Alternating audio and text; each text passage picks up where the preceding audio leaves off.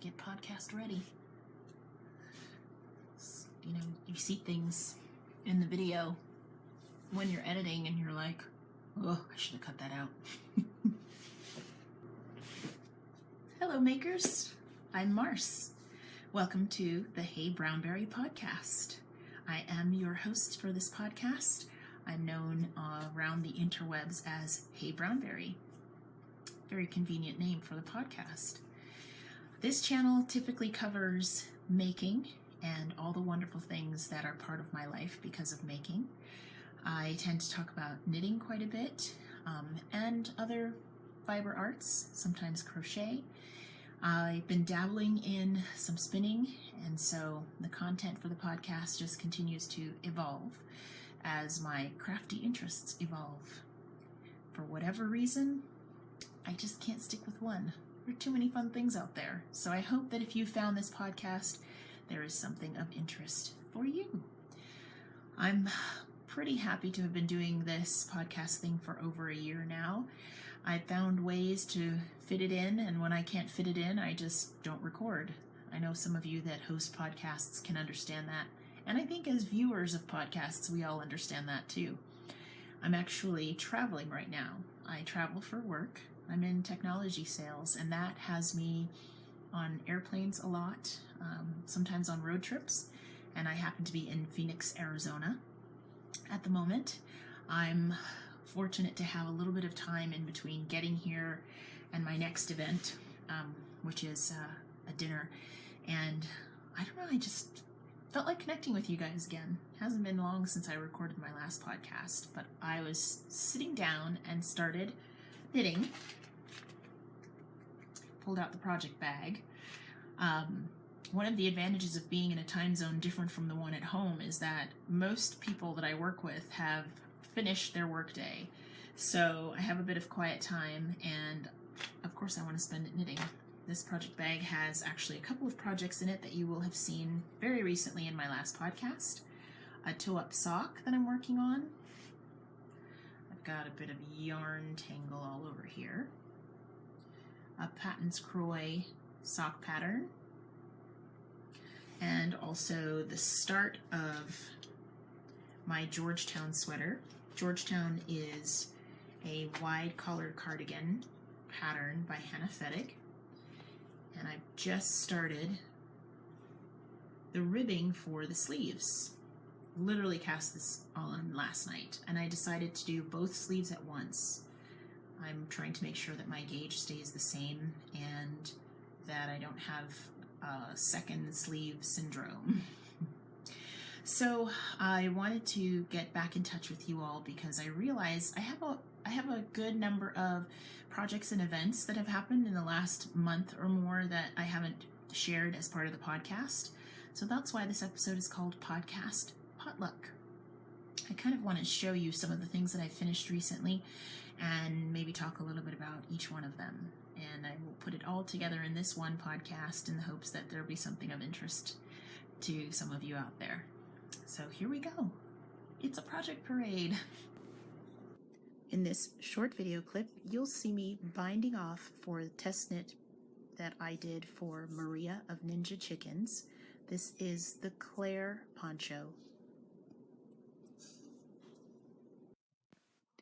I wet blocked the poncho. This is a washable yarn blend of 70% linen and 30% Pima cotton. And wet blocking it allowed me to really open up the lace and stretch it out for a nice drape. I'm getting ready to seam my Claire poncho. I folded it in half with the wrong sides together, and I'm going to mattress stitch the edge and then leave an opening for my head to go through. So here we go. So with mattress stitch, my edges aren't perfectly straight, but that's okay. You want to connect the edge stitches of one side to the edge stitches of the other side to create a seam, but you want it to be an invisible seam. So knowing I was going to mattress stitch this together, I actually slipped the stitches on the edges as I was knitting, because slip stitches tend to be longer than a standard stitch, so they're really easy to identify and easy to match up one to the other. I'm just going to put these two together using this knit clip. This is the marker for where I want to stop seaming. It's hard to film this one-handed, but you're just marking that area generally for where I want to stop seaming from the edge. So I have my little extra yarn. This is all the yarn I have left. It'll be plenty for seaming though. And I have my darning needle, and I'm going to use my darning needle for seaming up these two edges with an invisible mattress stitch seam. And I will link to any videos or tutorials that I think might be helpful for this part.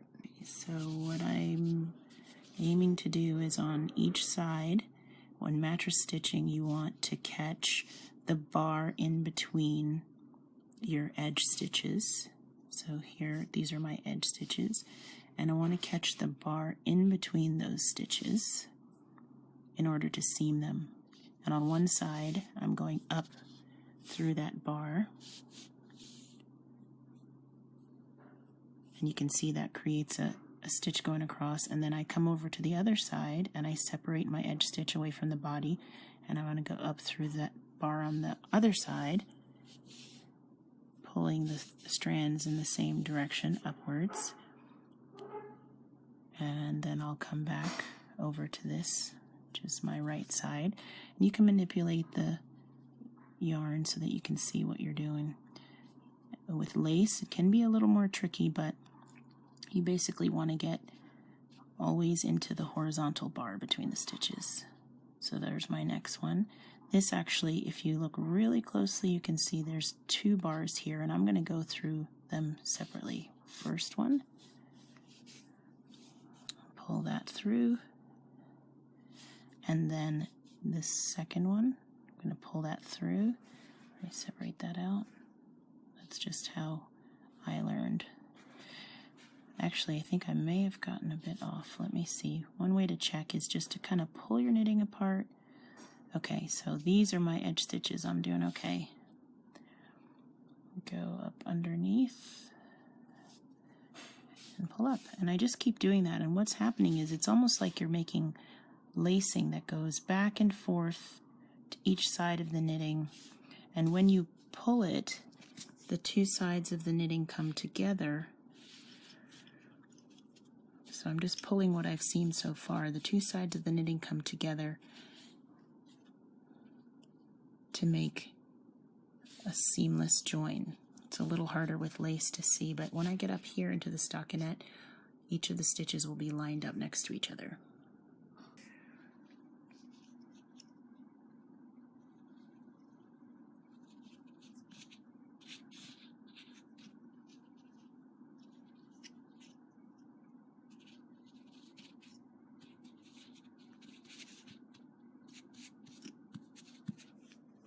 Stay on longer, and they get to experience a little bit before Girl Scouts starts. I don't know, but they have to go. That's not a bad idea.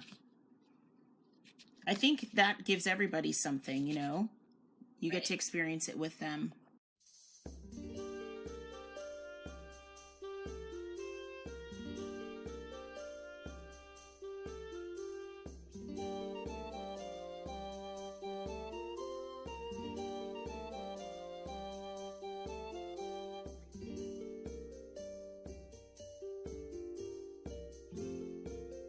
I promised last episode that I would talk a little bit about my test knitting experience.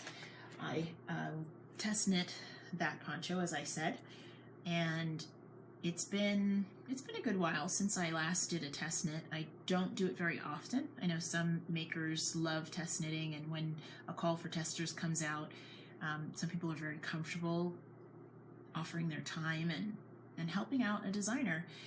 But I typically tend to freeze up with deadlines, and I don't volunteer very quickly to test knit anymore because I'm always so concerned that something will happen with my travel, or anything. Something may come up and I may not be able to meet the deadline, but Maria can vouch that I jumped at the chance to test this pattern for her because, first of all, I saw it in its beginning stages as she was finishing up her own sample, loved it, and secondly, I knew right away that it would be something I would wear, and that was very appealing to me. To test it and help her with that design and pattern release process was really important, but also to know that the finished object would be something I knew I would love, and I do, was a big part of choosing to test knit.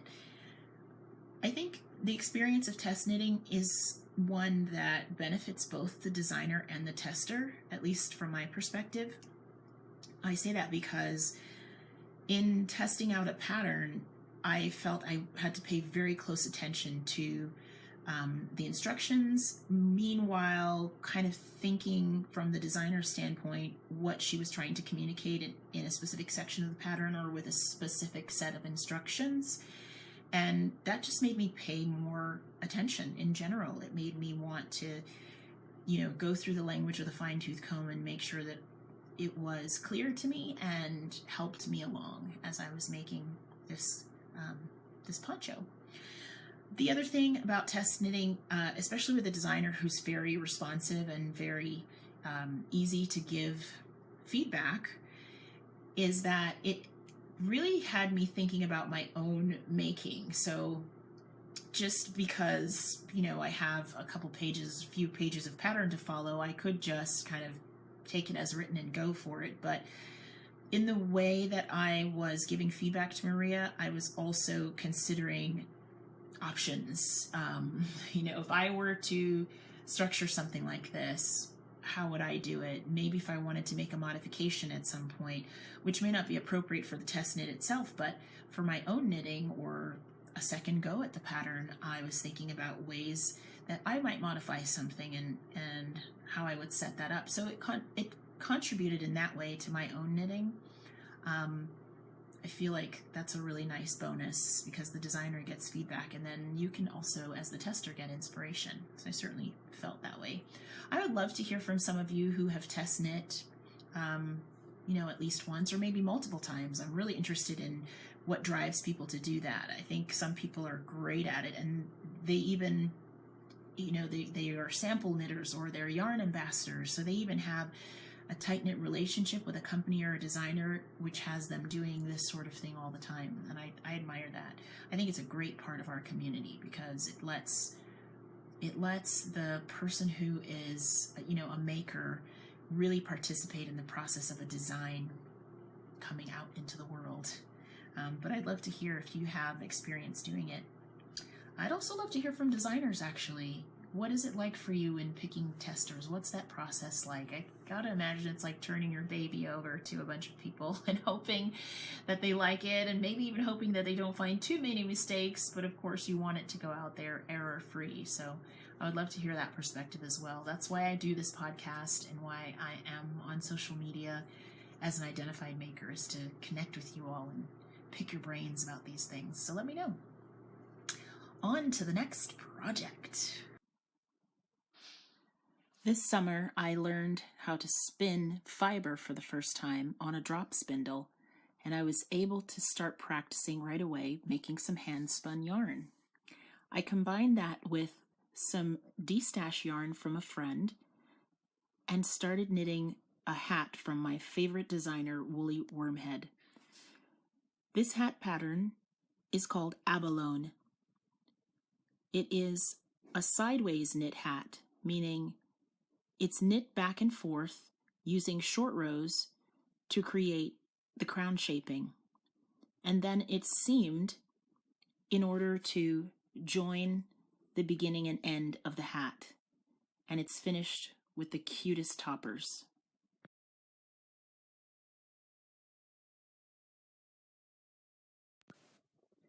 One of the things I love most about Woolly Wormhead's patterns is their construction.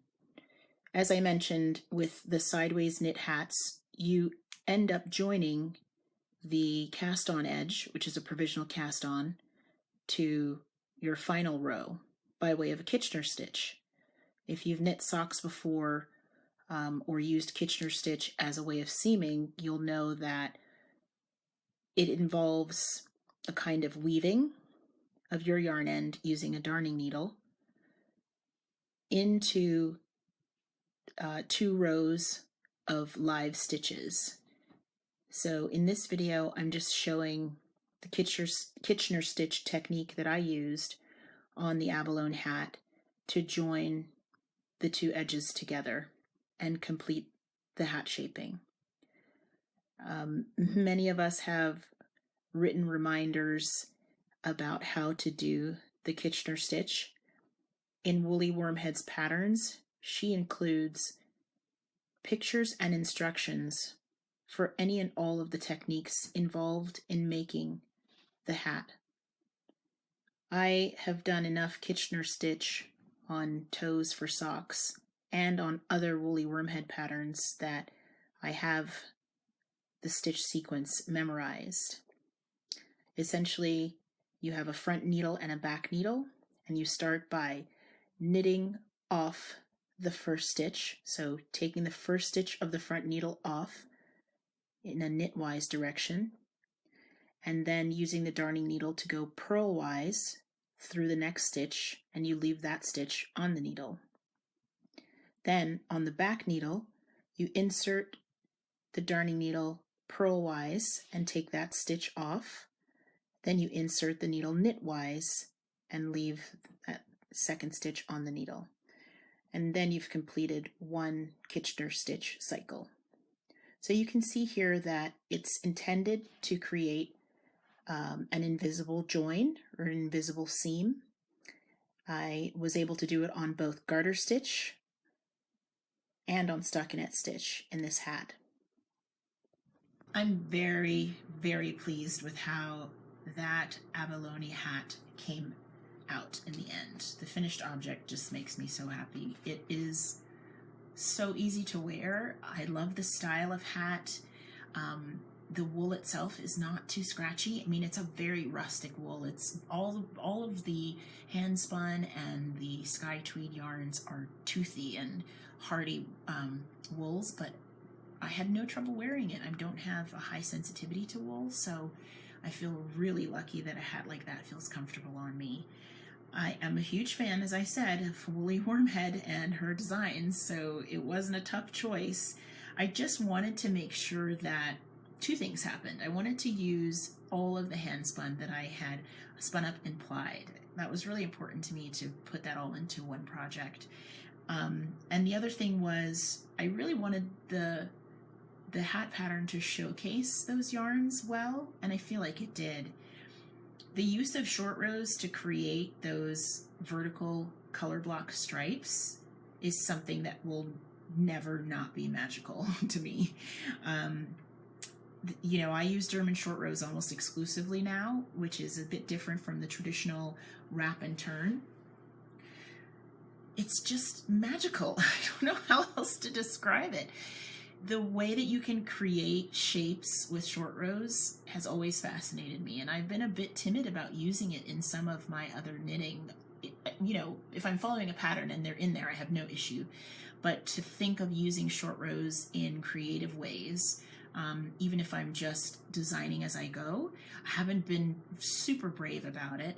I will talk a little bit about it in the next project profile, if you will. But yeah, I think short rows are one of those techniques that really can expand your knitting ability and expand the types of things that you can do with something that you're making when it comes to fit and shaping. And in this hat, that was totally the case. It was a very repetitive pattern in a great way. I felt really comfortable with the pattern very early on, and it has multiple sizes, and I feel like with a simple change of stitch count, I could make this into a gift hat by changing the size and finding just the right yarns. So I'm glad that I took the advice to use my hand spun yarn as soon as possible.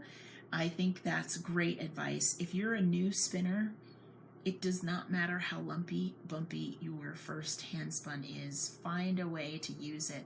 I think that's some of the best advice that I've gotten from people who spin, because if I had put that yarn down and just admired it or pet it on the shelf, and then continue to spin and get better at spinning, it might have been abandoned. And I would, that wouldn't be good. I wouldn't feel good about that sometime from now. Now it's a wearable, finished object, so I can enjoy it as a hat. So thanks, Woolly, for always having a pattern out there that gives me a reason to be excited about hat knitting. And thanks to everyone who's been so encouraging about my spinning. I don't think a single person let me be too critical of my first handspun. And I so appreciate that, because it made me want to just keep practicing every day. And I would like to extend that same encouragement to any of you that are just learning, whether it's drop spindle or on a wheel.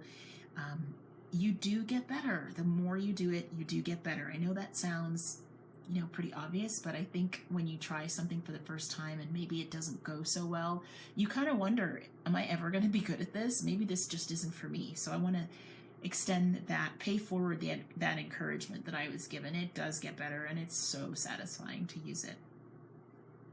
So for the third project on parade, I want to share with you a recently finished top. You saw it in the last episode. I call it my Botanical Blank Tank. It's not quite a tank top. It's more of a short sleeve t-shirt, really, but it's a botanically printed base. The yarn is botanically printed by Maria of NinjaChickens. Feel free to go back to the previous episode and take a look at it. I was wearing it, so I'm modeling it in that episode. In this episode, I will just share some pictures, and then I'll talk to you a little bit about the project itself. I'm featuring this project in the podcast again because it really is one of my recent favorites. It's called the Botanical Blank Tank because it was created out of 2 botanically printed sock blanks that I knit alternating 2 rows of each blank at a time. It doesn't have a specific pattern. I just designed it as I went along. It's wearable, it's light, it's perfect for the transition season. I love it. Well, from the last episode and my Instagram posts and what I talked about while you were looking at those pictures, you can tell that I'm pretty much in love with that t-shirt, and I've gotten to wear it twice out in public now, and I just adore it. I have 2 more sock blanks from Maria that are similarly printed, and I'm considering what I'll do with those. I just love the opportunity to create something from scratch with materials that I feel really good about. That's very, very satisfying. I guess what I want to say about that project, I talked a lot about it in the last episode, but additionally what I wanted to talk about was more the process of designing it as I went along. I started out using the instructions for a published pattern, but got a few inches in and thought, I'm just going to use my knitting skill, some math, some courage, and time, and try to turn this into a top that really showcases the yarn well and fits me well. So a lot of the creation of that top challenged me, challenged my confidence. There were times when I put it down because I wasn't really sure what the right next step was. For example, once I got past the waist shaping and it was time to develop the upper body and shoulders and the neckline, I put it down for a good amount of time. I just didn't feel comfortable. I didn't feel that I could wing it, which was really what I sort of forced myself into by not following a pattern. I have great reference books at home. The Ann Budd Handy Book of Patterns and the Ann Budd Handy Book of Sweater Patterns are excellent reference books, and I did consult those books when thinking about how to do a neckline, how to do shoulder shaping. I was really hoping that I could make a V-neck work, and I did. And I will tell you that one of the things I ran into was when making the V-neck shaping, in order to create the depth of the V-neck that I wanted by doing decreases on either side, I had to be really conscious of the armhole depth, because I kept knitting across the top at first. So I was knitting the top after I separated at the underarm, I knit the front portion and just left the back on waste yarn. So as I was creating the V-neck, you work one side at a time. So you knit over to the center, and then you continue knitting back and forth to create that shoulder. Well, as I was knitting back and forth for one side of the V-neck, I also had to consider the height of the underarm, because I could only go so deep on the V-neck and I could only go so long on the underarm before the underarm became way too wide and open. Introducing short rows to the rescue. I was actually able to do a little bit of short row shaping in the top part of each shoulder, so that I could continue extending the length of the shoulder without impacting the depth of the armhole. Totally random idea that came to me, and I said, I'm just going to try it and see how it goes. It did not create any puckering, thankfully, because I only did a few short rows, so the neckline did not pucker out, and I was able to repeat it on the other side, and it turns out that the armhole depth is perfect and the V-neck depth is perfect, so I'm really happy about that. That was just one of the things that worked well. Some of you who've knit tops or sweaters before already know about the trick of introducing short rows at the back of the garment in order to raise the back neck, so that, you know, it gives some structure, and also it makes it so that your neckline doesn't sort of sag. I did that on a whim as well. I've seen it in pattern instructions before, so I understood the concept of adding additional rows towards the center back of the garment so that the back would be raised up, but I still was a little bit nervous about doing it without specific detailed pattern instructions, but I made it happen. The edging for the top, as you saw, is nothing fancy.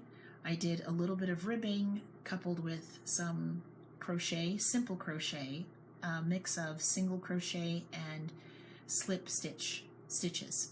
So that's really what I wanted to share, different from the last time, is just the courage it took section by section to create the look I was going for in that top is something that I will definitely carry forward into my next projects. I feel like I could make a similar top again and just move through the knitting without a lot of worry and anxiety, because now I understand how certain techniques work together to create the size and shape that I want. And of course, with a sock blank, you have to be careful about gauge, because the yarn will sort of flatten out, drape, and loosen a little bit differently once you've washed it. Anything that comes straight out of a sock blank, I don't have an example here, but if you've knit from a sock blank before, you know that the yarn is pretty wrinkly because it was pre-knit. So what I did to alleviate any anxiety around tension was that I actually knit a few inches on that tank top, starting from the bottom up, and I soak blocked that portion on the needles and let it dry, and then I measured it, and I knew that the blocked gauge was going to work out well. So even as I was knitting, if something wasn't exactly the right height, length, I knew that it would work out fine based on being washed and blocked. So just a little tip: if you decide to make something out of a sock blank, you can just do a swatch, obviously, or you can, you know, block your piece as it's been knitted and check your gauge before you go any further. It worked well for me. So that's it for this episode. I think 3 projects is a good amount to cover. I'm really, really happy I was able to share that with you all. I just inserted a little bit of life stuff at the beginning of the episode, because those are things I wanted to catch you up on as well. And I appreciate you spending time with me. It's just such a pleasure to be part of this community. So I already am looking forward to seeing you again next time. Thanks for being here. Bye.